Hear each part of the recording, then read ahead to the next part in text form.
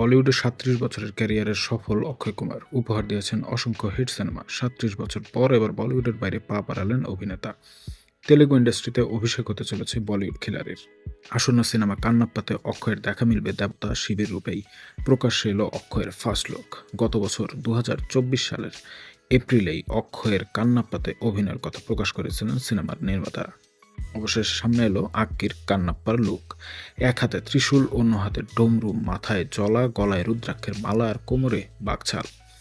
ত্রিশূলটি ছুঁড়ে দেবেন এমন ভঙ্গিমাতেই সেটি ধরে রেখেছেন।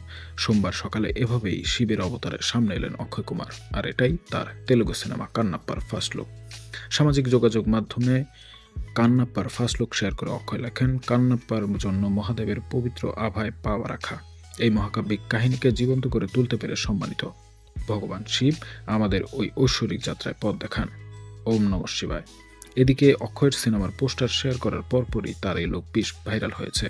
প্রশংসায় ভাসাচ্ছেন ভক্তরা। এর আগেই ও মাই গড ফ্রাঞ্চাইজির দুটি সিনেমায় দেবতা কৃষ্ণ ও শিবের অবতারে দেখা গেছে তাকে। সিনেমা দুটি বেশ সফল হয়েছে বক্স অফিসে। মোহনবাবু প্রযোজিত কান্নাপ্পাতে মুখ্য চরিত্রে অভিনয় করেছেন বিষ্ণু মাঞ্চু। এছাড়া রয়েছেন প্রভাস, অক্ষয় কুমার, মোহনলাল, শরৎ কুমার, মধু, মোহনবাবু, কাজল আগারওয়াল এবং প্রামানন্দের মতো তারকারা। ভগবান শিবের উপর ভিত্তি করে পৌরাণিক প্রেক্ষাপটে তৈরি হয়েছে সিনেমাটি।